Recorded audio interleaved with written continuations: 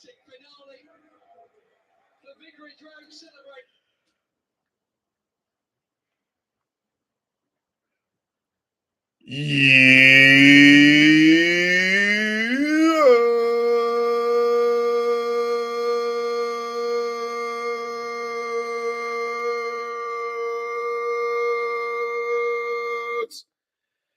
Greetings and welcome to this edition of the You ORNS Watford FC post-match. What a finish at Vicarage Road that was. Watford versus Queen's Park Rangers. Welcome aboard, Watford supporters, wherever you are across the world. I do hope that you can hear me. No audio problems reported on YouTube. No audio problems as of yet reported on X. Thank you very much, Watford supporters, for joining here on this You ORNS Watford FC post-match. After Watford 2, Queen's Park Rangers 1. Well, I'm glad I got my prediction wrong. I had a Watford draw today, and for a few moments there, it was looking like it was going to be a Watford draw because the referee tried so hard to give Queen's Park Rangers an opportunity to get a draw, and Watford played so nervy in that second half. They looked as if they were absolutely going to be ready for a 2-2 draw, but thank God for that they didn't get it, and Watford get their first win of this brand new championship season in their home match, their first one of the season at home in the championship. Congratulations to Pezzo and the lads who were very good today in the first half. They were excellent. Watford supporters, jump on the horn right now, wherever you may be across the world on X and on YouTube. Please hit that request button. If you are on X, make your voice heard, Watford supporters. Would love to hear from you today after Watford 2, QPR 1. And on X, your comments, on YouTube as well. Your comments, please. Would love to hear from you as well. Hit that like button and subscribe to the You ORNS WFC channel. Watford fans today, this was a game where Watford did everything I was hoping for in that first half. They were on the front foot. They were aggressive. They came out of the gates fired up. I was calling for that in the You ORNS pre-match. I said that Watford had to trouble that goalkeeper today, had to be aggressive, had to make that goalkeeper work, and that's exactly what they did the first 5 or 10 minutes. Watford FC were all over it. They were up for it. That's a really good start from them. They had aggressiveness. They had shots. They had a lot of fight in them. They did very, very well indeed, and they got 2 goals in a 4-minute stretch. Mr. Luca land at the Vic in the first half as he scored twice inside of about 4 minutes to give Watford the 2-0 lead. Great assists from both Iran Kunda and Loser, who were absolutely brilliant in that first half. The whole team made everything work. Our goalkeeper didn't have to work in the first half, except for that wonder goal, that really laser beam strike from that QPR player to make it 2-1 in injury time. And again, you start to wonder, as did I, that 2-2 or 2-2 looked like it was going to be on the cards at the end of that first half, really deflating. And once again, we go into a half having failed to keep a clean sheet in terms of the championship. We let in a late goal against Charlton last Saturday at the end of the game, and we let in a late goal in injury time of the first half today. And that's something we're going to have to still keep an eye on. Our game management is still lacking in those areas. But the bottom line, what for supporters is a win is a blooming win. And we are there. We got the win today, and I'm very, very pleased about that. I'm sure you are as well. But our first half has to be the same thing as the second half. I mean, the first half needs to be in the second half, and we don't have a consistency level to put 2 halves of football together. That's the only other criticism I have. QPR were obviously going to play better in that second half than they did in the first. Obviously, we dominated them in the first half. We just ran all over them. We absolutely ran them today in that first half. We did exactly what we haven't done for a while at the Vic, which is come out on the front foot. Very pleased with that. So you've got to be happy about that effort from Watford. Second half, you knew Rangers were going to play better, as I said, but Watford really played a little bit nervy in that second half, like they expected Rangers to be better. But Watford had to keep up the intensity in that second half. They didn't until the 80th minute when they started to come alive. Barr, who had been on, who had been in, I think, did he come on as a sub? Yeah, Barr came on as a sub second half. Really began to put some pressure on that QPR defense in the 80th minute. And that's when Watford started to come alive. They had a go. They had a couple of chances, and Ngakia made a couple of forays in. Bottom line is that Watford was second best in the second half, but in the end, it really did not matter because Watford hung on for the win. Loser got red carded, though. What is your position on that red card? For me, fellow Watford supporter, it was absolutely clear as day. Loser Studs up. He was on the ground, but his studs were up as he challenged the Rangers player. I don't think anybody of a Watford persuasion can have a complaint. The referee did what he had to do, which is send him off. Clumsy, clumsy stuff from Loser. And that's where I question the game management. As I said, it's got to be better. Loser's going to be missing now, for 3 games with a straight red? I mean, so that's something we can do without, which is why we need other midfielders. We're going to get one. But that should be better from your veteran player.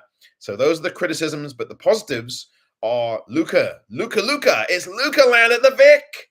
And we got some comments on YouTube. Matt says, come on. And I got my score prediction right of 2-1 Watford. Yes, you did, Matt, on YouTube earlier on the pre-match. You were absolutely 100% correct. And once again, congratulations to you on that. You've got a couple of these right over the last season or so. Certainly, you got this one right. So, Matt, well done to you. You predicted it correctly. You said 2-1, and you got it. I predicted 1-1. So what did I know? I predicted the draw. It didn't happen. Thank goodness. I was hoping that I'd be wrong, and thank goodness I was. Matt, thank goodness Matt was correct. 2-1 Watford, he predicted. And Brown Electrons, Brown on YouTube says, I just can't get enough. That's of course, the Depeche Mode song from the 1980s. Didn't we love that song? 1980s or early 90s, whichever it was.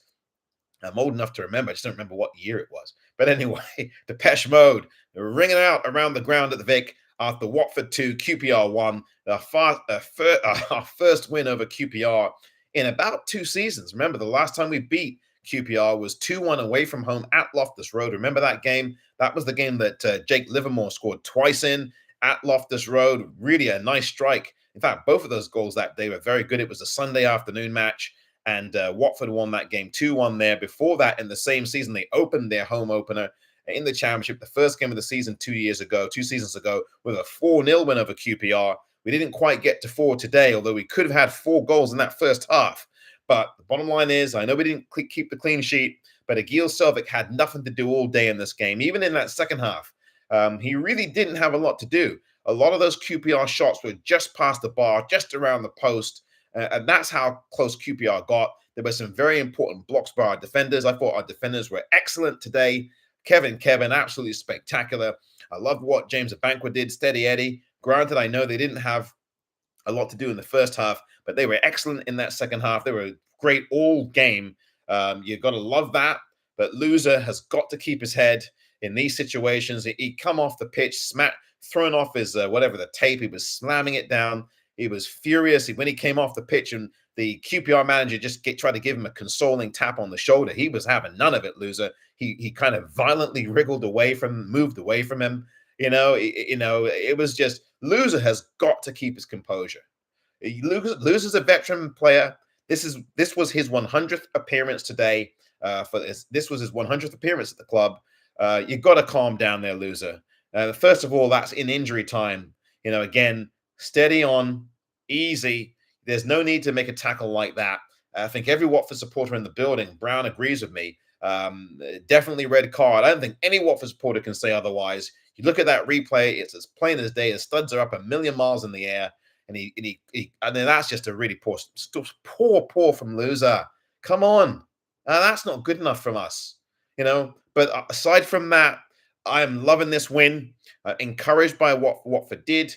Obviously, you'd like Watford to have the same level of intensity in the second half, at least, if not score. But the bottom line is that we got the job done, and they did what I had been calling for, what a number of us have been calling for, which is to start these games well. If you start the game well and get on board, you're going to probably have a good day, as long as you keep going. And I said on the Friday Focus yesterday on YouTube, You ORNS WFC on YouTube. Please subscribe there. I said on the Friday Focus yesterday that if Watford could score a couple of goals in the first half, they're probably going to end up having a good day. And that's exactly what they did. And the bottom line is that they did that. 2 goals from Luca Land. Luca Land at the Vic, the game winner today. He scored a brace in the spite of a 4-minute stretch, 19th minute and the 23rd minute. 4.5-minute stretch between those 2 goals to give Watford that 2-0 cushion, which they held on to well. Remember, the assists were very good today. I thought the assists were brilliant from Nestori Irankunda, and also, of course, from Imran Loser, who turned into a bit of a goat toward the end of the game as Brown Electron says, just a moment of madness from Loser. Otherwise, he had a good game. Yes, he did. Loser had a good game. The whole team were very good today. Hector the Protector did what he had to do, thought he was good today. Please hit the like button on YouTube. Would really appreciate that. Thank you very much indeed. And subscribe to You Orns WFC here on YouTube. Would also love for you to subscribe to Substack, youornswfc, the number one.substack.com. Would really love that as well. Thank you so very much indeed for doing so. We'll have a lot more to talk about on Substack, with some reporting, match reports, some articles I will finally finish and get going with. So look, the bottom line is that this was a very successful day. Now, Watford supporters on X, if you would like to come in and give us your thoughts on this game today, I would really welcome you to do it now, please, Watford supporters, and let us know what you thought about Watford 2, Queen's Park Rangers 1, what you thought about the way the Watford lads played, what you thought about the substitutions. I know a couple of people on X were not happy with the substitutions. Well, at least one person was not happy with the substitutions, and that person made it very clear to me, not impressed with the subs in a number of situations. But for me personally, I didn't really see any issue with the subs. I was a little bit surprised, but Iran Cunha come off. But look, he replaced him as a straight swap for Barr, which obviously, eventually worked out for us. Then Doumbia came on after Luca came off. I didn't think that Doumbia should have even been brought on. You've got to give Luca an appetite there to get the brace. I understand what Pezzo's trying to do, is trying to freshen things up a little bit, because we did look very tentative in that second half. We looked a little bit stagnant in the second half, and so he wanted to change it up a bit, which is fair. As a manager, I can completely understand it. But I think when you got someone out there who scored a brace for you, you really want him to get hungrier. But Luca adjusted to this game well. Look, I complained about Luca in that first game last week, because you've got to be hungry. You've got to want it.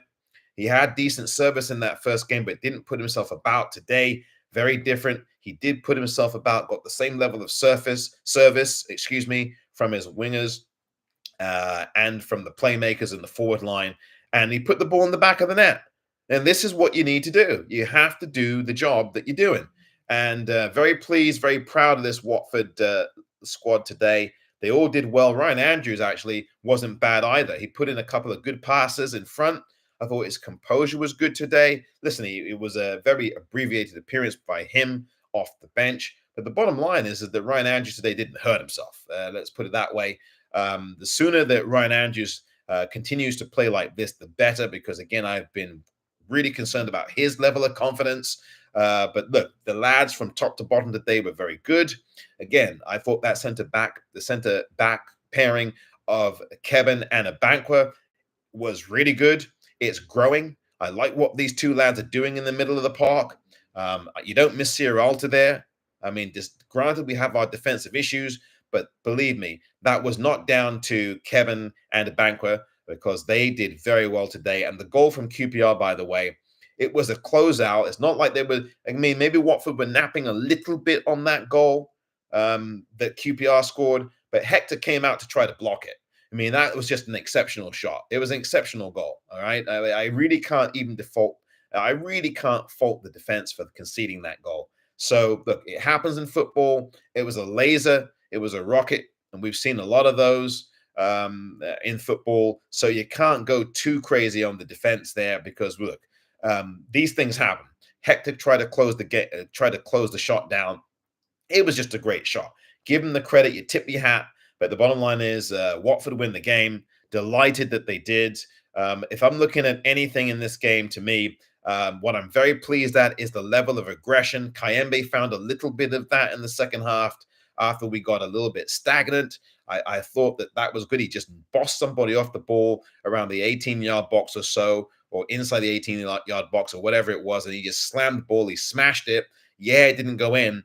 But bottom line is that that's what you have to do. You have to get physical. You have to get out there and give it a go. Kayembe was quiet for the most part in this game, but he had some moments that were okay.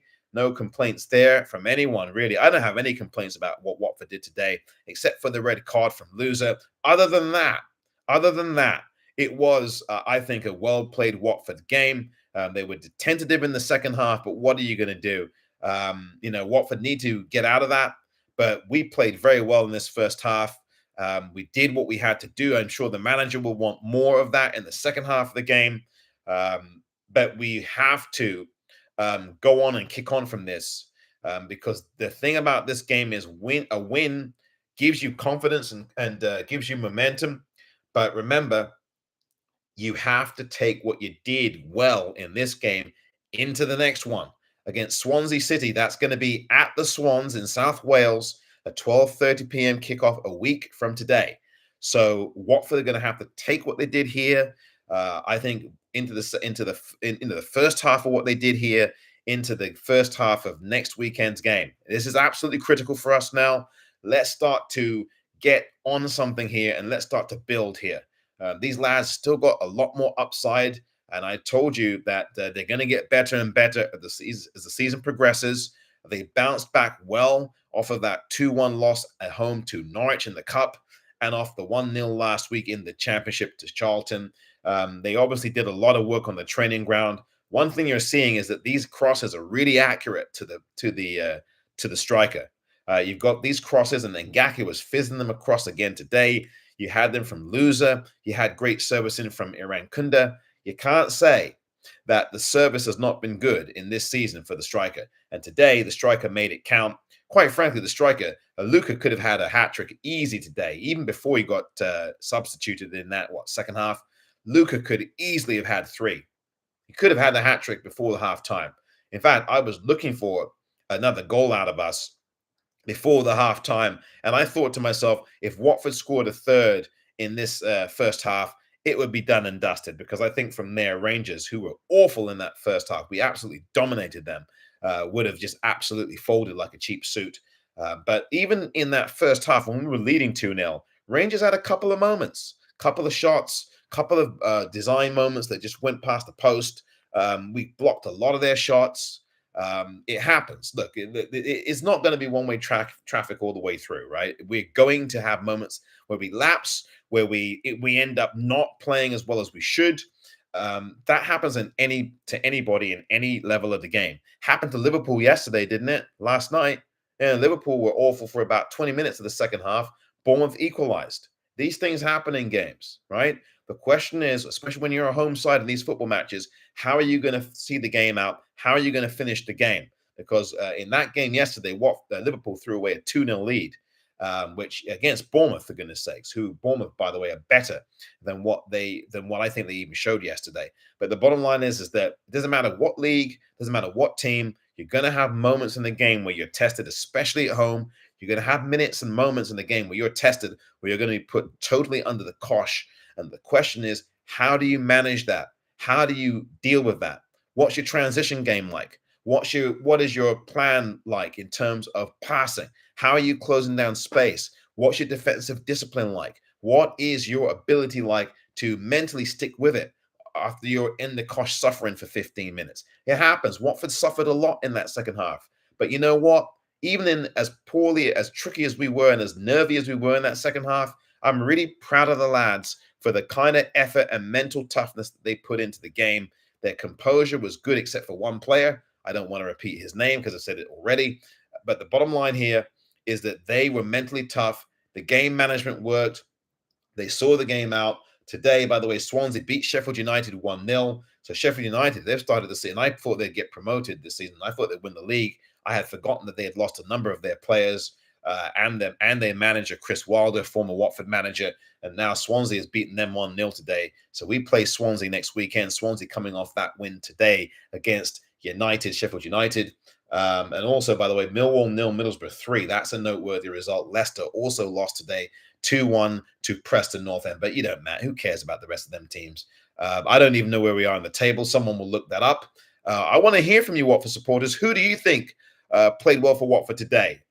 Listen, I'm going to read out some comments on YouTube as well. We'll go for a little bit longer here on both X and YouTube together. The simulcast. Welcome to it, Watford supporters. Great to have you aboard here on You ORNS Watford FC post-match. Thank you very much for being here. My name is Omar, here in San Francisco, California, as we look to this match and analyze it and give our comments about what our Golden Boys did today. The first win of the brand new season will really give some confidence to us. And on that note, Philip Mason says, after the previous losses, it was understandable that the boys got nervous toward the end, but an ugly win will give the team some confidence, which is vital, says Philip Mason. Philip, thank you very much indeed for your comment on YouTube.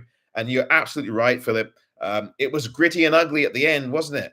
We were so good in that first half. In some ways, because we're so used to this as Watford supporters, we almost wait for the second shoe to drop once that late hammer of a goal went in the first half injury time. You're kind of sitting there on your hands, for Watford fans were, and you could feel it at the Vic. Watford supporters in general sitting on their hands, and quite frankly, understandably so. Given the confidence level, given the late goal by QPR, and given the relentless QPR pressure in the second half, they were pretty much as good as we had been in that first half. That's how good Rangers were in that second half. It's incredible how they didn't get a second goal in this game. They threw everything at us, kitchen sinks and all. But what I'm really proud of is the way we handled the pressure, except for that one moment in injury time. We were excellent in the second half in terms of our defensive pressure and the way that we held firm. The younger players did a very, very good job today. Very pleased with their discipline and aptitude. I love the approach. The confidence levels were there. Obviously, when you're up 2-0 in a game, you're gonna really, really own the place. And one thing that struck me in that first half is how confident Watford looked. They looked like they were in charge of the place. They looked like the Vic belonged to them. That's one thing I took out the first half. Even after that goal and before that goal that QPR scored, we looked as if the place belonged to us. How many times have we looked at the Vic and we've been really nervy about our team's prospects at home? We talked about that last season. Before that long winning streak that Tom cleverly got for us, we talked about that, especially after that long winning streak ended, how we at home, we looked like we're the away side. We looked like we're very uncomfortable with our home surroundings. But my goodness me, today in that first half, you looked at that Watford side, our lads, and the lads looked like they owned the place, that they owned the Vic. And that's something that you're really pleased about. They had great body language out there in the first half. But in the second half, despite very nervy play, we held the line. We were decent today in the second half. Not great because QPR absolutely dominated us. But the bottom line is we got the 3 points. That is what you take out of this game. 3 points. Let me read out your comments on YouTube because a lot of them have come in. Brown says, Ngakia is solid. I agree. Brown was excellent there. Brown, excellent analysis there. Ngakia was solid today. Look, I think, and there's some Watford fans who disagree, but I think Ngakia has been good this season. I know about the penalty shout last week that could have easily gone against us, but Jeremy Ngakia today, I thought was very, very good. Look, he gave away one ball, but it came to nothing. Jeremy Ngakia is going to be very hard to dislodge from that starting right back position. He played right back. He played left back when the switch was made for Andrews. So what you love from Pezzo is his fearlessness in experimenting with his lineups and experimenting with versatility. And obviously these lads understand that switching, that's going to be asked of them this season from Pezzo. And you saw that with Ngakia on the left back side, and then Ryan Andrews, at right back, playing together on the pitch, making it more expansive. Again, I said this in midweek here on YouTube and on X in the post-match on X after the post-match the other night on X regarding the match against Norwich, is that this manager likes versatility and he plays a full 96-yard game from every piece of grass on that pitch. That man is going to make sure that you are in it and on it. Great ball retention today, great ball hunting today. The team hunted down the ball really well across the park. Even in the second half, when we were on the back foot for the vast majority of the second half, we did well, I thought, to hunt down the ball. We did lose a little bit in midfield in that second half. TDB came on late. TDB had a go, but TDB is going to be a bench player this season. You've got some good midfielders. TDB not quite the player that he had been a couple of seasons ago. Again, against QPR 2 years ago when we had the home opener against them, he scored the first goal of our season, and it only took him 33 seconds to do it. Well, it wasn't quite 33 seconds today for Watford.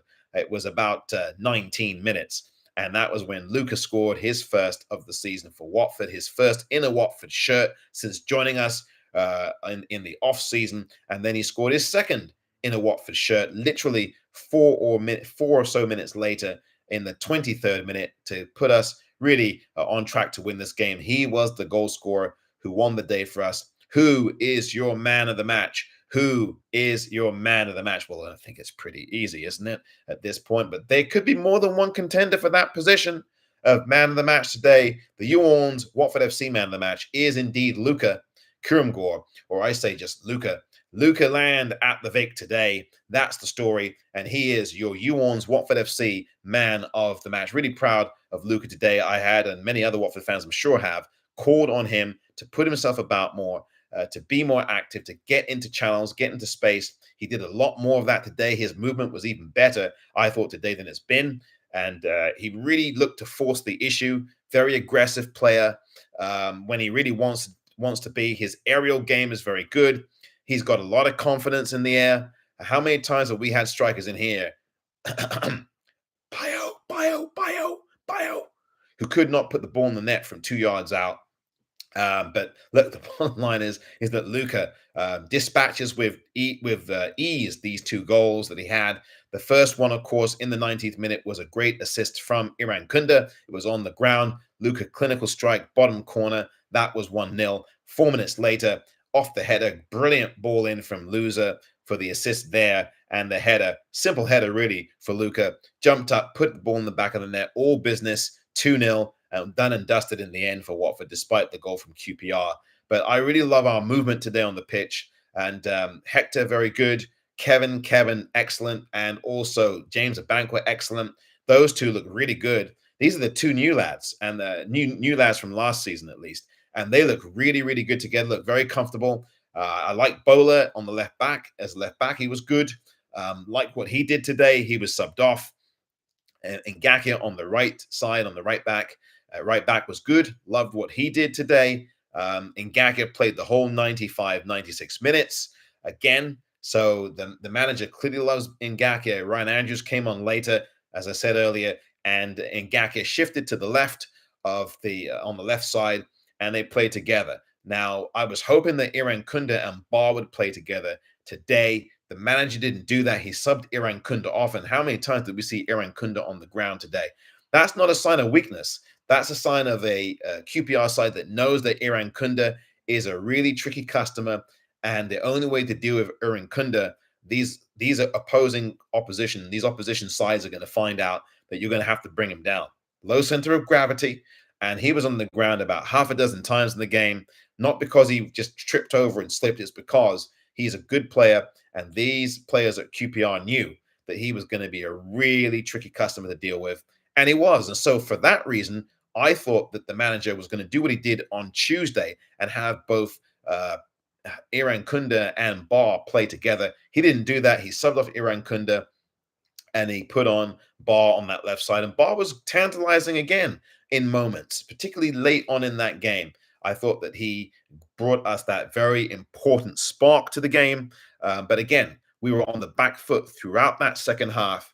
But even then, even though Rangers did to us pretty much in that second half what we did to them in the first, the most important thing is that Watford kept a clean sheet in that second half. That is what counts. We kept a clean sheet in the second half. In fact, we kept a clean sheet in the last two second halves. Against Norwich, a clean sheet. Unfortunately, we didn't win the game. And this game, fortunately, we did win the game. You know, a game like this, a season ago, in the second half of the season, last season, we would have drawn or lost this game. If it was the first half of the season last season, we would have won this game. It doesn't matter. Last season, this season, that season, the other season. What counts is that Watford got the 3 points. And for that, I am very pleased. Watford supporters, please, if you are on X, would love to hear from you. What say you about Watford 2, QPR 1? Obviously, you're very happy about the result. What do you say about the performance? What do you say about man of the match? Who is your Watford man of the match today? Please chime in on that. You can write your comment in on X if you wish. If you don't want to come on the microphone and are a little bit shy, don't be shy. Have a go. We're all here listening. We'd love to hear what you have to say about QPR and Watford today at the Vic. The Vic looked like and sounded like the fortress that we want it to be. The home fans, we really got into it. The Watford faithful, really, really proud of how they behaved today, as they always are.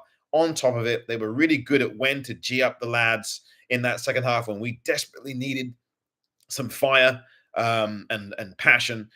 We did it at the right times. The fan base is terrific as ever. You know, there was a lot of times in that second half where the fan base was really quiet, and the QPR fan base was giving us a lot of grief, as they do.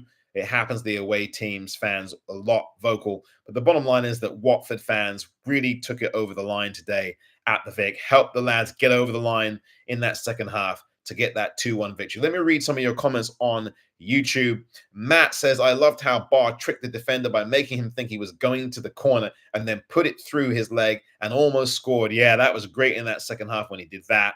Barr is a very savvy player. He's not all about flash and dash. He's a wise, savvy, very intelligent lad. And he's got a lot of nous about him, Barr. I wish more people would start to talk about that, because he really is a very clever, very smart player, smart person, smart player, and has a lot of nous and savvy. And Matt, you pointed right to it there when you talked about it. Definitely a very smart player. And that was a really wise move he made there in the second half, and really made the defender look silly, didn't he, when he did that? And he did almost score. He came very close to making it 3-1 at that point. And Matt points out, and thank you, Matt, for this as well. Today's win puts us 13th in the early going. Thank you, Matt, for looking that up. I have not had the chance to, so I'm glad you did. Brown says, we haven't had a tap-in merchant since Danny Graham. I'm hoping Luca continues to get these. Yes, indeed. I am with you there, Brown. We all are hoping that happens. Listen, this is a man, Luca, who scored what, a gazillion goals in some third-tier league or second-tier league somewhere. Again, it's nice, but it doesn't measure up to anything when you're talking about the English Football Championship. And look, he opened his account today with 2. So how many do you think Luca scored this season? How many do you think Luca scores this season? I should do a competition on that. You know, I'm actually going to do that in a minute. I'm going to do it on X and YouTube. Because I think that's good. I really want to know. And the contest is going to be open until September 1st, right? I'm going to ask you how many goals you think Luca is going to score this season in total. All right. And that's in total. I'm not talking about in just one league or in just one I'm talking about total goals, period. How many? Now, Brown Electron says 12, right? And once you guess, that's it. No repeat guesses. I'm going to write that down now for him. I'm literally going to get a pen here, and I'm going to write down Brown Electrons for 12. I'm going to also put this on X as well. It's got to be one number, Ryan, on YouTube. You can't do a range. It's got to be one number. And the first number that you give is going to be the number I take down, 12 for Brown. Brown says 12 on YouTube. Ryan, I'm not going to accept the 25 to 30. You've got to pick a number, one number and one number only. And I'm going to announce what the prize will be once the contest is over with, because there's going to be a prize for this, and I'm serious about this. Ryan has said 25 goals on YouTube. One guess, and that's it. It's got to be one number. So Watford supporters, if you listen to this on X live or in the recording, or if you are watching this on YouTube live or in the recording, I want to hear from you right now, right? How many goals total will Luca have this season for Watford? One guess only, not a range, just one number. Now, Reborn, Itsy, and Bitsy has got it, 18 goals. Reborn has 18 goals, right? So I'm going to write these down. This contest will be open until, you know what I'm going to do? No, I'm going to actually run the contest for only 1 week, less than 1 week. So August the 22nd, which is this coming Friday, next Friday rather, is going to be the final day to enter this contest, right? And whoever gets the number right is going to get a prize. And it's the first person, if multiple people say the same number, is only going to be one winner. So the first person to say the number is going to get it, even if there are 2 other people who have the same number. The first person to say the number who gets it right is going to win the prize, right?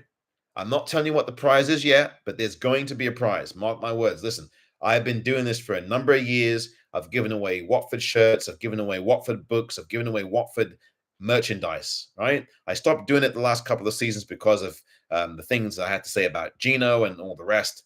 And I'm going to bring that back now with this kind of a quiz, right? This is a competition.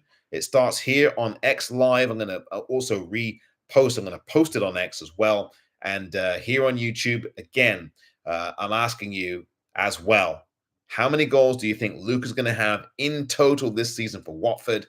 I've already had guesses, and it's only one number. The first number you pick, that's it. No ranges, nothing. You've got to be on one number and one number only. Brown says 12. Ryan says 25. Reborn says 18. Matt, I'm going to say Luca will get 20. So Matt on YouTube says 20 goals. So we had 4 guesses now on YouTube. Those of you on X, pipe in as well. Make your comment or just at youornswfc between now and Friday, August the 22nd, 2025. I'm also going to be doing this with a YouTube post-match video as well to let people know. Again, the first number, I don't care if 10 people have said 25, Ryan would get the prize if Lucas scores 25 goals this season. So it's about who says the number first. So there's only one prize. 50 people could have the same number and get the answer correct. But the first person to say 25, in this case, if he scores 25, would be Ryan as the winner. So please guess. That's how I'm going to end this edition of You ORNS post-match on X. For those of you listening on X, I want to say thank you so very much for doing so. Really do appreciate you. Thank you very much. Please spread the word about the You ORNS WFC YouTube channel, as well as You ORNS WFC on X and on Instagram. I do occasional on Instagram. Instagram has changed their policies, by the way, about being able to do live videos. You've got to have at least 1,000 followers on Instagram, which unfortunately this podcast does not have on Instagram. And I said, well, forget it. Why am I going to do that? I'm not doing that. I'm not in a rush to get 1,000 followers on Instagram. It'd be nice. But look, the bottom line is that, look, thank you very much indeed for those of you on X and on YouTube for joining. And also, by the way, on Substack, I'll be doing some live videos there and some writings there. I promise you'll get some of those coming up in the next little bit, because we've got to get that going. And by the way, please subscribe to the You ORNS on Substack, which is youornswfc, the number 1.substack.com. I'm going to put that back in the chat on YouTube right now so that you see that. Please subscribe to the You ORNS WFC Substack. Please do. You'll find that to be a very good thing to do. As bottom line is that I will be putting a lot of material up there this season. There's some live videos, some videos recorded, especially for Substack subscribers. So please do that. We really appreciate it very much. So we've had some guesses. This contest is open until the 22nd of August. Again, how many goals do you think Luca will have in total for Watford FC this season? That is it for now. The winner, there's only one winner, right? Only one winner. And it's the first person to say the correct answer. So even if 10 people have the correct answer, I only go to the person who gave that answer out first. No ranges, just one number. If you think it's 10, say 10. If you think it's 8, say 8. If you think it's 15, 25, 20, 30, whatever you think it is. And this is how many goals, period. How many goals? This is how many goals he scores this season, right? So again, any competition, all competitions combined, how many goals do you think Lucas scores? That's what I'm saying. That's the rule. That's the question. And I do want to say again, for those of you on X, thank you so much. The final score today on YouTube, well, at Vicarage Road, not just on YouTube. The final score today from Vicarage Road in our home opener in the Sky Bet EFL Championship is Watford 2, Queen's Park Rangers won. Thank you very much indeed for those of you on X. It's really been a pleasure.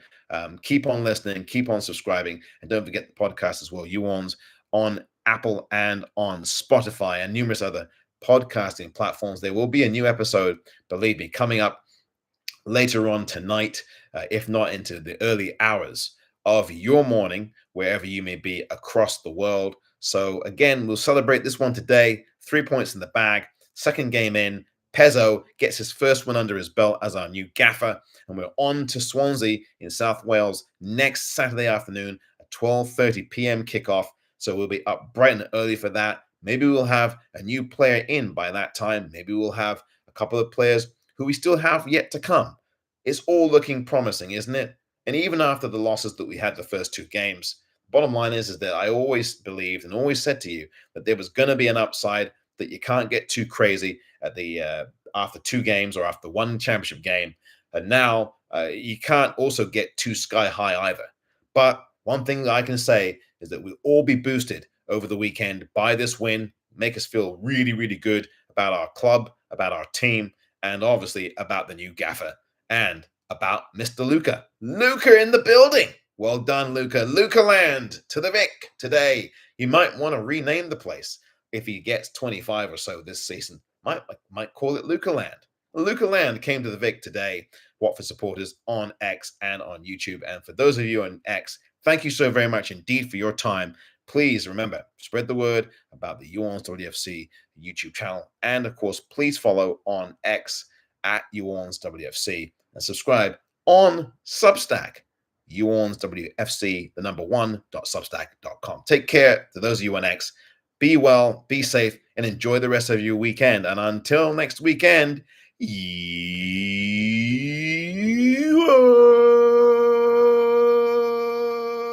Orns.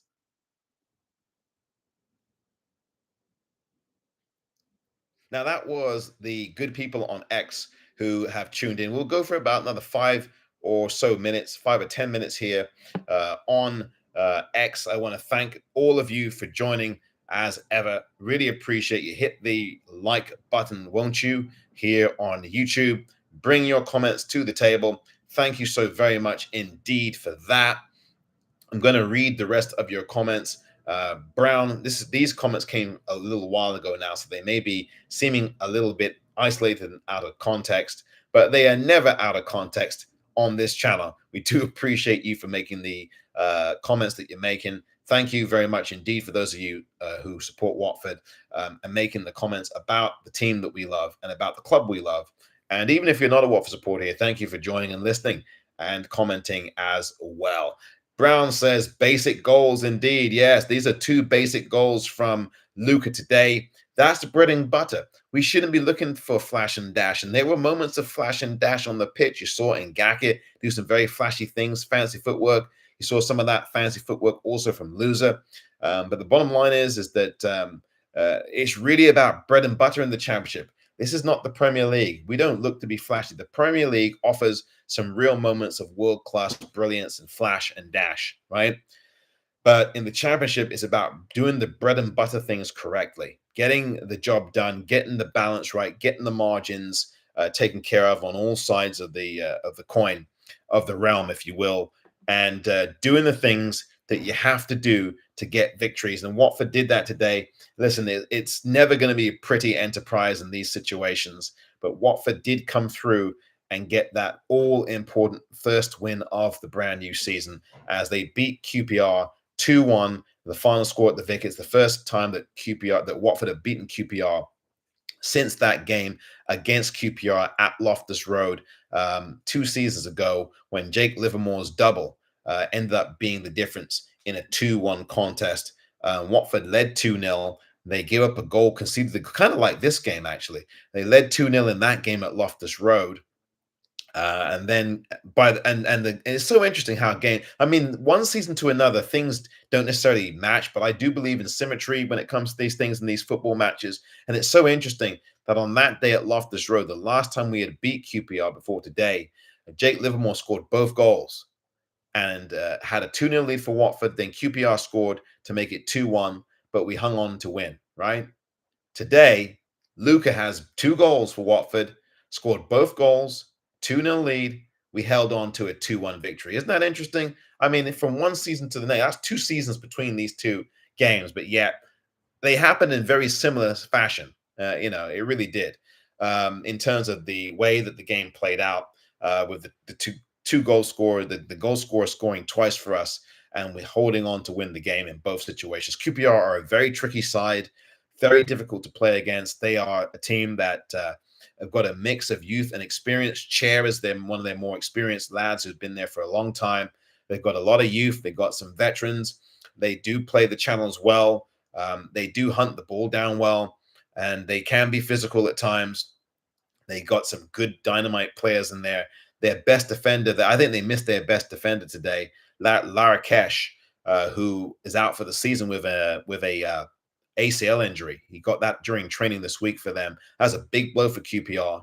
QPR had a 2-0 lead, by the way, earlier this week against Tom Cleverley's Plymouth in the Carabao Cup, blew that and lost the game 3-2. So, I was beginning to think, is that going to happen to us today against the QPR side? I had a little worry that we could have lost this game 3-2, but in some ways, you never thought that Watford were going to lose this game today. Never really had a question about that. The question was, were they going to win or was it going to be a draw? Now, I picked it a 1-1 draw. I picked that they would draw the game. Bottom line is, I'm glad I'm wrong. And so is every Watford fan in the building, including myself, obviously. So let me get to the rest of your YouTube comments. We'll be going for 5 more minutes, I promise, and then we will say goodbye. As far as the comments are concerned, Max Bronstein, what was the last game you were at in person? That's a great question. Max, it was 2019. The COVID bug has hit, and I have not been back yet. I do plan to come back again, of course, but it was 2019. It was in the Premier League. Watford against West Ham was the final game of that season. That was the game at the Vic where Watford lost by a score of 4-1.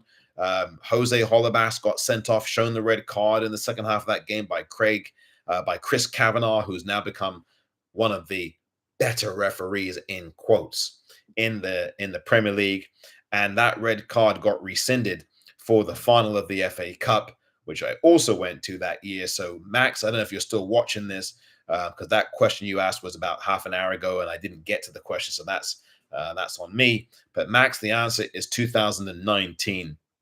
It's been a while, but I definitely intend to watch a game in person there at Vicarage Road, or anywhere else, by the way, whether it's the Vic, whether it's anywhere else. I do intend to do that in the near future. Ryan says, hello, Omar. I hope you are well. Indeed, I am. I hope you're well as well, Ryan. Our Watford supporters were great in the last 5 minutes, even more. Great win under Paolo Pezzolano. On to the next one. Come on, you orns. Thank you, Ryan. Ryan is a season ticket holder at Watford FC, and it's always good to hear from him. Thank you, Ryan, indeed, for your comment. And I'm sure you're not complaining about the season ticket raise now, are you? Ryan, you are not complaining about that now. That I can be very sure of. Ryan, thank you very much indeed for your comment today, as ever.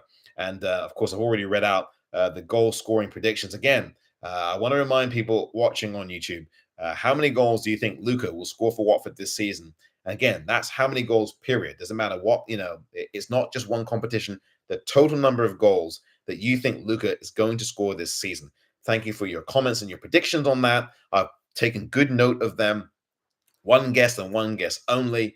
And so thank you very much, all of you, for that. Ryan says, hi, Omar. The fans were great, fully behind the team. Your thoughts on our defense and midfield today? Well, before you came into the room, Ryan, I talked about the defense and the midfield. I thought that our defending today was very good. I don't fault the defense for the goal that was scored. It was a really good firecracker rocket of a goal by QPR in injury time. I think the only thing I would say about the goal is I think perhaps we were caught napping a little bit, looking to get through the injury time of that first half. But one thing I can say is that it wasn't the defending that was an issue. Maybe our body language was a little bit limp and weak in that late stage of the first half. But the bottom line is that Hector Cipriano he challenged the shot. He tried to block it. So it's not like the guys just stood there while the guy had a go. This was an unstoppable rocket. Egil Selvik, who had nothing to do today at all in either half, really. picked the ball out of the net. That's the only thing he did the whole game. And that shot, no goalkeeper could have saved. No goalkeeper in the world. Not even Courtois, who I think is the world's best goalkeeper. Not Donnarumma, who I think is not the world's best goalkeeper. Not even, Alisson of Liverpool, Alisson Becker. Don't think he would have saved it. Right? You know, nobody would have saved that shot. So for me, Ryan, the defending was very good. I liked what Kevin and Abanqua did today in the center of the park. I thought both of them were excellent. You see the leadership there between them. And Matty Pollock was not missed today, that's for sure. For Matty Pollock, obviously would have given us even more steel. But the bottom line is that I love the partnership and the pairing at center back between Abanqua and Kevin. I thought Kevin was terrific. Abanqua terrific. I liked how sturdy they were. They looked very confident on the ball, very assured, very comfortable today. I think the whole Watford team looked very comfortable today, especially in the first half. Very comfortable, very sensible play defensively.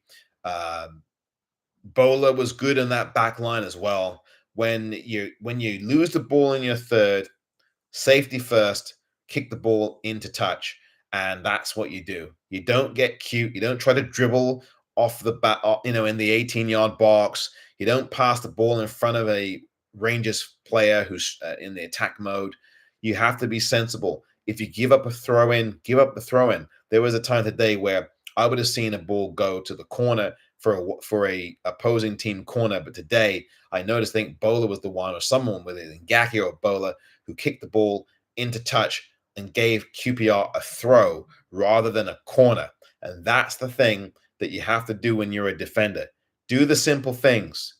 If you have to give up a corner, you give up a corner. But don't dilly-dally on the ball. You never have as much time on the ball when you're in defense than you think you do. You never have as much time on the ball in defense as you think you do. So you've got to always assume as a defender that the opposing attacking player is literally right behind you. You have to assume that. And a lot of players make that mistake in defense. They forget that there might be an opposing attacking player right behind them. And usually that's when they get their pocket picked and a goal gets scored. So it's very important defensively that you just mind your P's and Q's, kick the ball into touch. And the defense did that very well today. I think team-wide defending was excellent today. I saw very little to take away. Even when Rangers were battering us in that second half, the defense stood firm. It really did. The defending was really good today. Even though we got outplayed in the second half, you knew Rangers were going to be a whole lot better. We looked a little nervy, a little bit tentative, a little scattered. But still, the fundamentals of the game were being played by Watford. And I think Pezzo, part of me, will be very excited about that. Even though we got outplayed second half, he will be happy with the defensive discipline.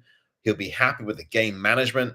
And I think the defending today was a key reason why Kevin and Abanqua were a calm, steady pair of hands, or pair of feet, I should say. Both of them were very solid out there. And I think that level of calm gives confidence to the rest of the team. And both of the defenses and the defending in the right back and left back positions was very good as well. I thought Bola was very good today. I don't think Bola's going to get any plaudits today, but he really should. I thought he was very good. I also thought that Jeremy Ngaki was terrific today. Again, 2 games in a row. Really all 3 games this season. I know the penalty shot from the Charlton game, but Jeremy Ngaki has been good in all 3 of these games he's played. No complaints about Ngaki. I know some Watford fans will have a complaint about Ngaki somewhere. I mean, our fan base always has a complaint about a player. I mean, it's not that they're complaining. They just don't see the same thing I see. And we see different things, which is not to criticize any Watford fan. It's just to say that everybody has different views on some of the lads in the team, or all the lads in the team. I was on Luca's case last week. This week, I'm not on his case. This week, I'm very happy with Luca because Luca did the job. And I think that that's only the beginning of Luca. I'm not going to tell you my prediction of how many goals he'll score. But for those of you coming in on X watching this, please tell us what you think in terms of how many goals you think Luca's scoring this season. This is a competition that I'm running that will be that will close on the 22nd of this month. I'm going to do a separate video making that official. But one guess only. I've already taken a number of guesses on YouTube, those guesses cannot be repeated, because if they are, and the goal scorer Lucas scores exactly that amount of goals, I'm going to go with the first person who said the correct answer. So that's the thing I'm going to do. So that is something I want to add. I've taken note of the people who've already given up their view. By the way, you can tell me how many goals you think he's going to score on any subsequent video through August the 22nd, which is next Friday. Just tell me how many goals you think he's going to score. It can't be a range. It can't be just 20 to 30, 5 to 10. You've got to give me one number. And if the number is the same as someone else who's given that number, obviously I'm going to give deference to the person who said the number first. Now, midfield, Ryan. Midfield, I thought was pretty well anchored today.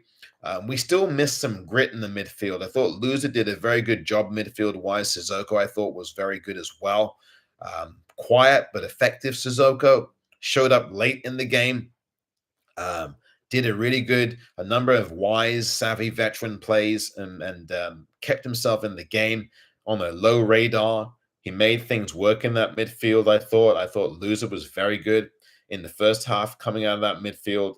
There was a lot more fluidity and purpose. There's a lot more space in our midfield channels. We were able to comfortably work the ball through the middle of the park, which has been a problem for us in a number of situations over the seasons, over the years.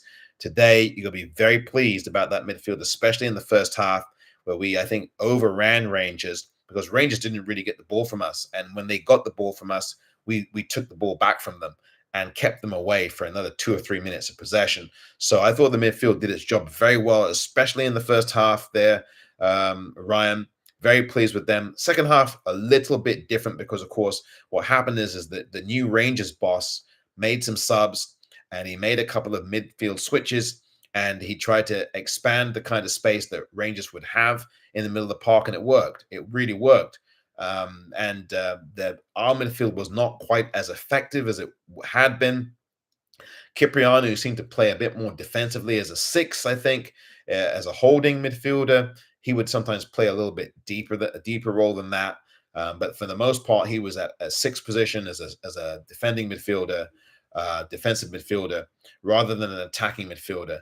And it allowed both, I think, Loser and Sissoko to control more of the middle of the pitch in the game. But the bottom line is that I thought the midfield was good overall, even though not so good in the second half. TDB came in, of course, as you remember, and TDB had a couple of shots, I think.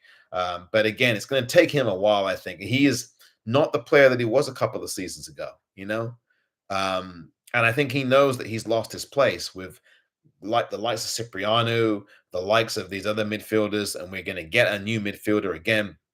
We've got according to the Watford Observer, we have a new midfielder coming in, permanent from Udinese. I always forget his name. I said his name earlier in the You ORNS pre-match, but he's coming here on a permanent from Udinese. Hopefully soon that will be confirmed. So we need more midfielders. But yes, I know I've been rather long-winded to answer your question, Ryan.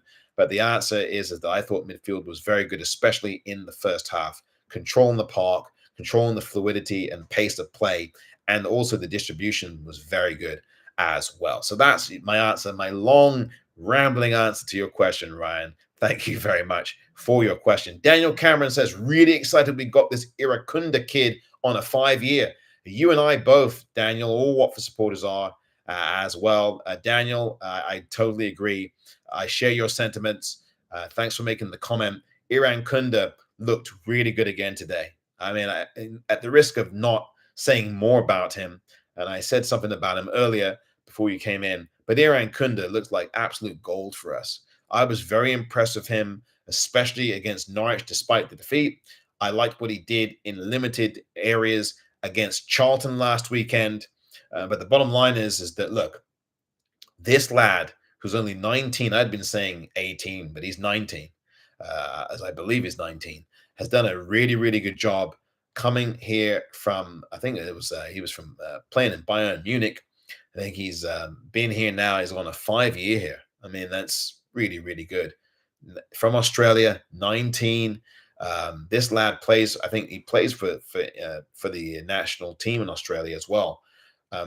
This lad is only going to get better, and it's really scary to think that this lad is only going to get better with what he's done so far. The quality of his delivery, his great low center of gravity, his precision in his passes and his ball delivery, and his attack on goal. Man, this is a really wise investment from Gino. Smart player, really heads up lad, got a good head on him, really smart lad, intelligent play. He never tries to overdo anything. That's the composure of the lad, Irankunda. I know we big him up a bit more. Nestori Irankunda is the bee's knees, or in this case, the hornet's knees. Fantastic player. Never tries to overdo anything. And that's something that some of these veteran players in football, not necessarily on Watford, but that's something that these veteran players, pardon me, need to learn. Don't overdo it. Make the game simple. Irankunda makes the game simple. And that's not to say that he's not smart, because I've just spent like the last minute telling you he's a smart, intelligent lad. He plays football in a very smart, disciplined way. He never tries to overcompensate or do too much. He doesn't press. He doesn't pressure, right? He doesn't put himself under any pressure. He doesn't make the game like a pressure-packed situation. He's very calm, he's very methodical, and he's very clinical. Very clinical. And if he loses the ball, he tries to get it back. He doesn't fret. He doesn't try to foul somebody like someone we know today. Red card, red card, red card. But Irankunda makes the game simple. And every footballer, I don't care what league they're in, I don't care men's footballers, women's footballers, I don't care who it is, make the game simple. And when you make the game simple, the game becomes more of a success for you. The simpler the game, the more successful you are, or at least your chances of success go up.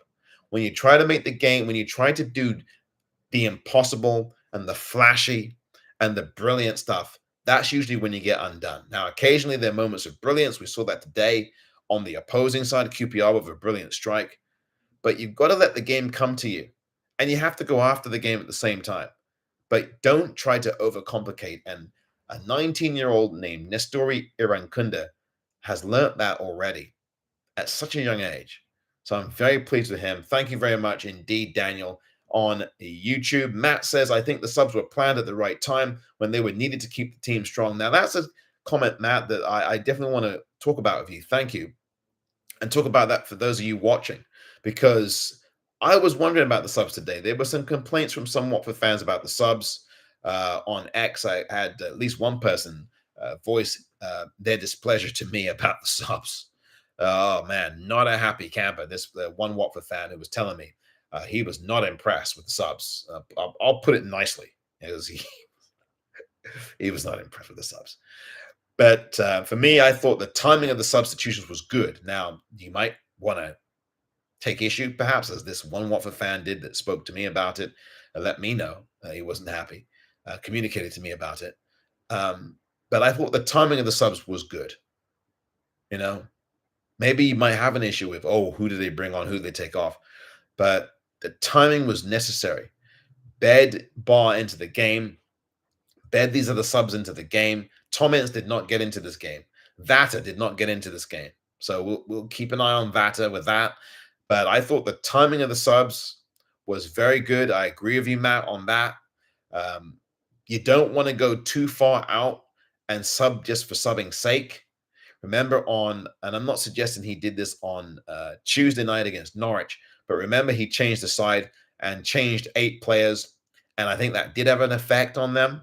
I did have an effect on them on Tuesday, but the bottom line is that when he made the subs on Tuesday in that second half, they had a really good impact really soon in the game. And he likes to sub right after the first half or at the second half start. He loves to do that, Pezzo, and do it in the first 5 minutes of the games too. The first 5 minutes of the second half as well. That's what he loves to do. I think it's good. He doesn't make late subs like that. A lot of Watford managers in the past, what they did is they subbed, their first subs were late subs, like 75 minutes. And so Clevs did a bit of that, and we were wondering, some of us, including myself, why is he subbing so late? Why didn't he do that sub 10, 15 minutes before? Why did he wait to the 75th minute when he should have done it in the 60th? Nestori was taken off, Iran Kunda taken off in the 59th, 60th minute. Timing is everything in these games. You want to affect tempo. He waited 10 minutes, right? He didn't get the answer. 15 minutes in, boom, change it. Yeah, Watford were on the back foot second half, especially the first few minutes of the second half, particularly. Rangers were all over us. Change the pattern. Bed the new lad in, the new sub in, get him in. I can understand why. Look, I would have loved him to keep Iran Kunda on the pitch, but the manager's got to sense the occasion here, and he senses the momentum shifting to Rangers. What did he do? He took a player off. What do you have to do? You can't wait until they score. One thing that Klebs did, and for all of us who wish Klebs was here, some of us still do.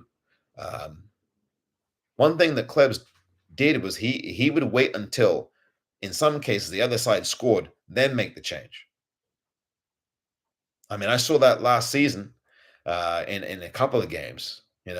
He'd wait until they score. Not that he deliberately waited, but the other team would score, equalize, or whatever, and then he'd take off a sub, put on a sub. And I'm like, well, why didn't you do that 10, 15 minutes ago? All of us could see that the game was changing. Put a sub on. So one thing about Pezzo, he's not afraid to do that. So I agree with you, Matt. You got to do it. You got to make it timely. The man did it.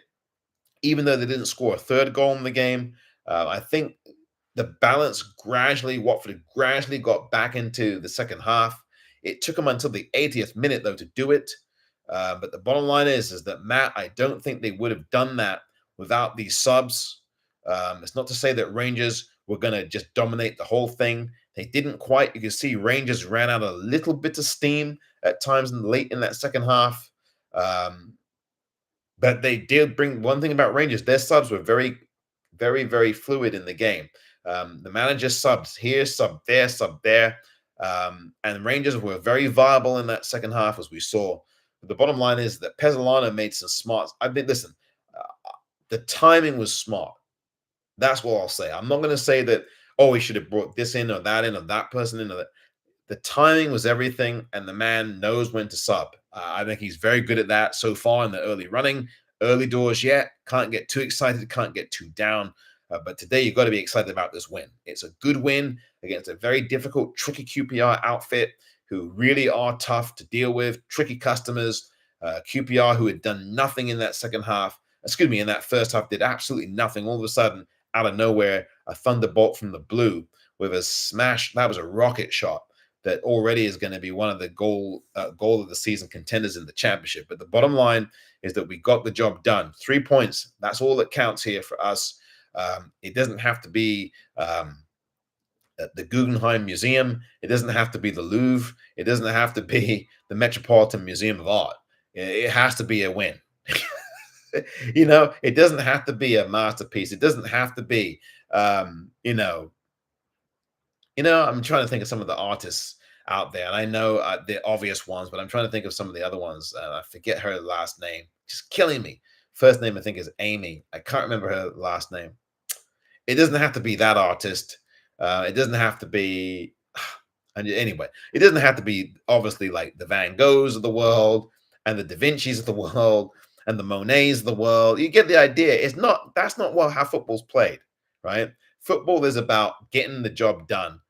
By grinding your teeth, getting dirty, getting ugly, diving around, not diving around the way that our red card friend did, but diving around, getting in tackle here, being smart about what you're doing, good game management, keep your head switched on, all of that.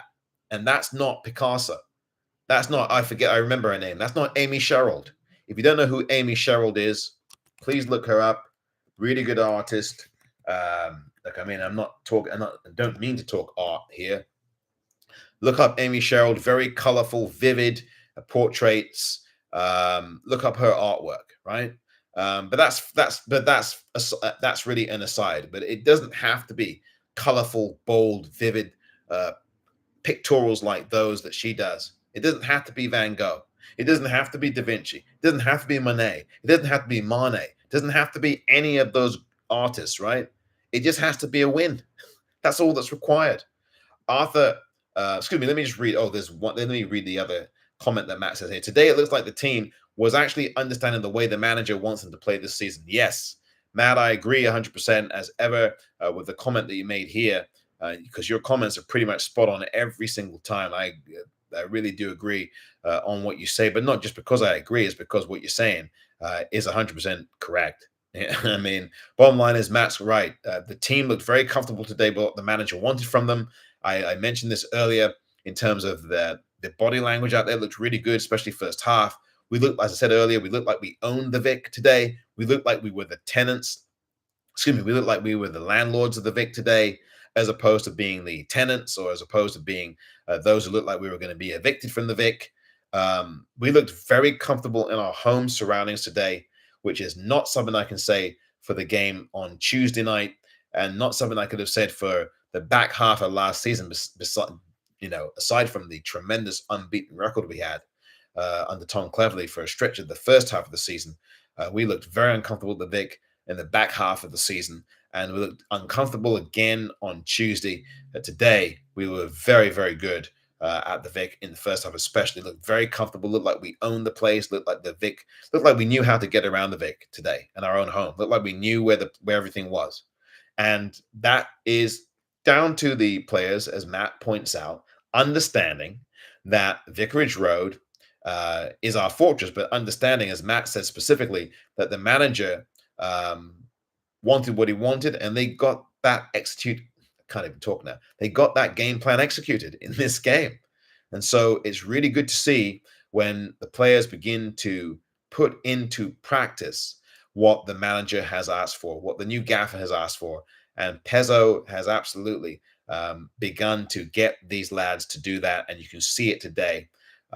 They did all the things right for the vast majority of this game. As I say, even in the second half, they defended with some grit and determination.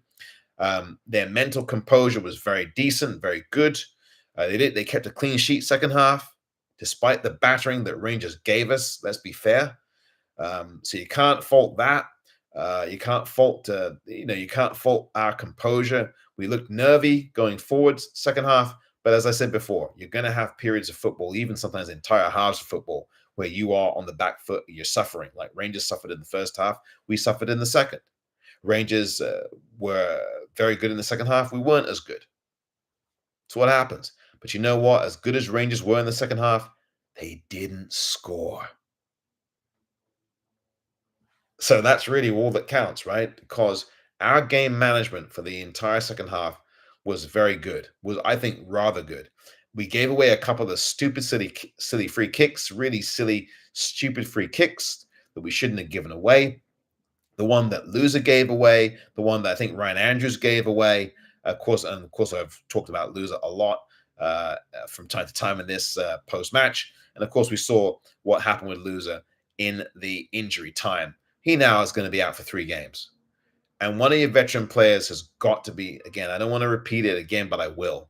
He has got to make better decisions there. It's injury time. I don't care if the QPR player is antagonizing you. Maybe he was. Maybe he wasn't. Don't matter. You're a veteran footballer. You've got to be better than that.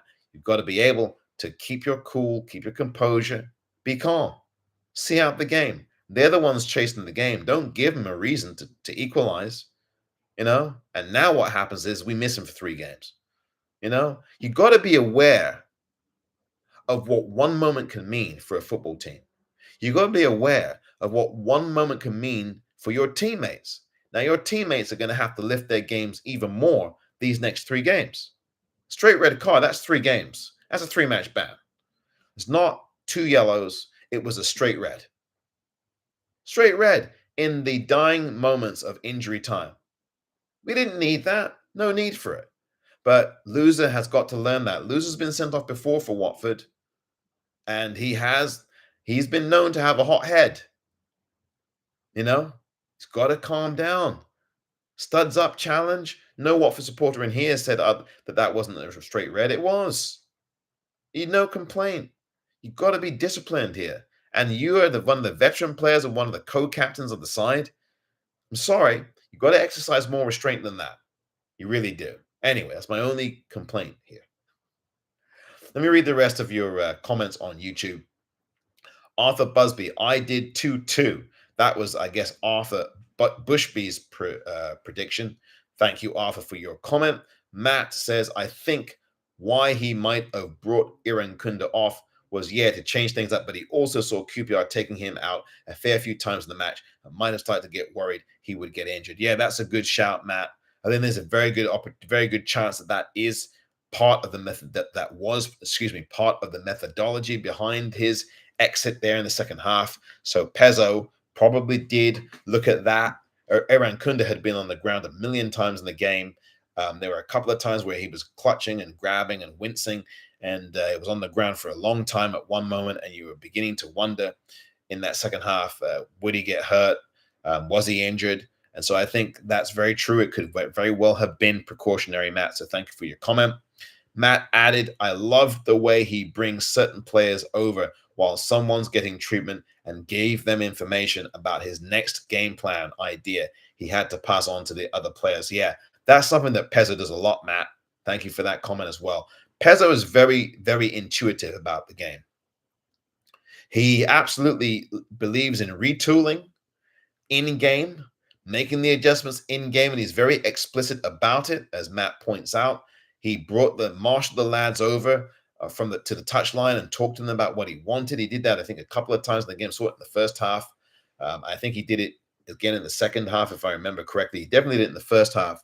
He marshaled the lads over, and brought them over. This is a smart move by Pezzo. Pezzo knows what he wants. He's a manager that's in full charge. A lot of confidence. He's from Uruguay. I incorrectly said he was from Argentina. Now, Argentina and Uruguay are in South America, so I wasn't wrong necessarily about the continent, but I was wrong about the country. So, and you don't want to tell anybody in Uruguay that someone's from Argentina. You don't want to do that, and vice versa.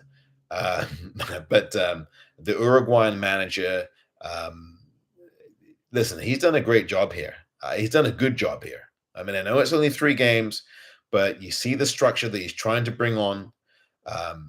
The players just have to execute it now, And when he said what he'd said on Tuesday about wanting to see a better start after what happened against Norwich, he said that 3 or 4 days ago. Now look at what they did today. That start today was brilliant from the lads. Absolutely on top of it. Absolutely on top of it in that first half.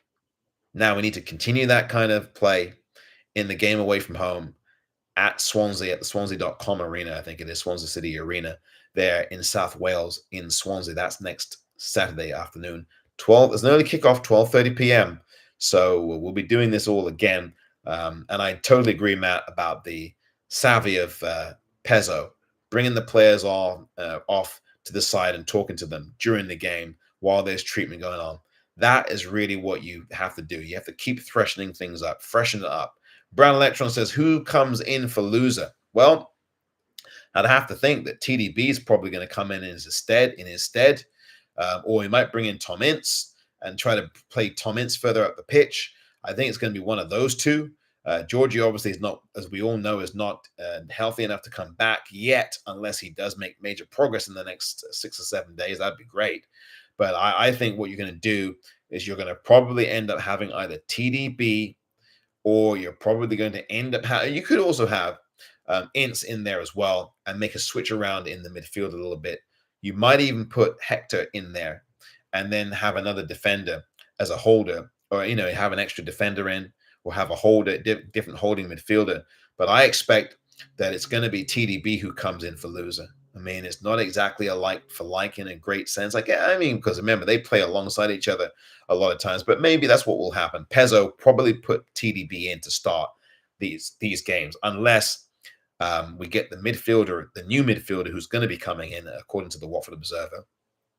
We might, unless we get him earlier than I'm expecting. I'm thinking he'll come in September, but maybe he'll come in during the midweek. And then if he does come in during the midweek, what you're going to see is you'll probably see him be put into action really quickly. But either Ince or TDB Brown will come in, I think, for him in this game coming up on Saturday next against Swansea. Looking at the monitor here, boy, Birmingham, that's a good start from them. Birmingham come from behind to beat Blackburn Rovers on their patch in the 11th minute of injury time. My goodness me. And they were down, literally down in the 8th minute of injury time by a score of one goal to nil. They scored 2 injury time goals in 3 minutes, in the 8th minute of injury time and the 11th minute of injury time to win the game. But Birmingham City, there are a lot of people picking them to get promoted. I don't think so, but wow, they should have won the game against Ipswich last week. But my goodness, just saw the way they scored that late goal. Boy, anyway, I know Troy Deeney will be very happy with what Birmingham done so far. But anyway, look, enough of that. Watford in 13th position after this game, a 2-1 victory, very important win, clean sheet second half for us. Gil Sovic had nothing to do in the game, as they pick out the ball out the net. Once Rangers were good in the second half, caused us problems as I predicted that they would. But I am glad that I got the prediction wrong. As this game went on, I had a 1-1 draw, had a draw period, and thank God I was wrong. The first 3 points in the bank for Watford. Then again, I want to leave you with this, and I'll do a video separately on this. How many total goals do you think Luka will score this season for us? How many total goals? You only get one guess. I've noted the guesses that have already been made here. I've written them down. I'm going to go on X and also post this as well. The winner, the person who gets it right? The first person to get it correct, right, will win a prize from yours truly. Watford prize. I haven't said what it's going to be yet, and I hope that you do participate in this contest. We've already had some people participate, but I do want to thank you for this time. It's been almost an hour and a half. Wow. Time does fly when you're having fun, especially after a Watford win. The final score today from Vicarage Road, Watford 2, Queen's Park Rangers 1.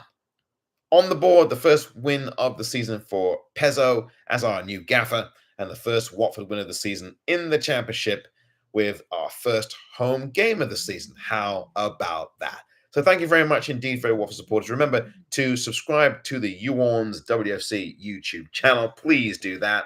Please like this video and like all the videos on You ORNS WFC on YouTube. Spread the word to fellow Watford supporters about the You ORNS WFC YouTube channel. And of course, remember to subscribe to Substack on youornswfc1.substack.com. I have now just put that in the channel, a link to that. So please subscribe there as well. Lots more coming up as well on there. Please spread the word. Please subscribe to You ORNS WFC as well on here on YouTube, and follow on X at You ORNS WFC. And of course, remember the podcast. There'll be an episode later this evening. And don't forget to go to Apple, Spotify, and other platforms on podcasts to get that podcast episode. You ORNS. That is the podcast as well. My name is Omar here in San Francisco, California. Fellow longtime Watford supporter, lifetime Watford supporter, lifelong Watford supporter. Thanking you very much indeed. Thank you, John Boy Cat, for your appreciation as well. Delighted to see you here. Thank you very much as well. You can watch this whole thing back if you dare. Wish it would be great if you did. Like and subscribe. Would be really grateful to you. Thank you so very much. Again, the competition here. Watford supporters, please guess how many goals will Luka get in total this season? In total. How many goals will Luka score this season? First correct answer wins a prize from me, Watford prize. All answers, please. Only one guess can be had. And again, let me just say this to you, okay? One guess only, no ranges, just one number, right? And if multiple people have the same number, the first person who has that number is going to be the winner. I'm only giving away one Watford prize here. Only one Watford prize, all right? I've made note of who's answered, and please, in the comments section to the videos I do between now and August the 22nd, 2025, please write down the number, that you think he's gonna score, total number of goals. After August the 22nd, I will not be taking any more guesses on this. So keep that in mind. Thank you very much, everybody. Thank you, John Boy. Thank you, Matt. Thank you, all the other contributors and commenters today here on You ORNS YouTube post-match live. You ORNS Watford FC post-match here live on YouTube. Really do appreciate you coming in and commenting. I do appreciate it very much indeed. Take care, everybody. My name is Omar, and until next Saturday, when we travel to Swansea to take on Swansea City and the Swans, 12:30 kickoff.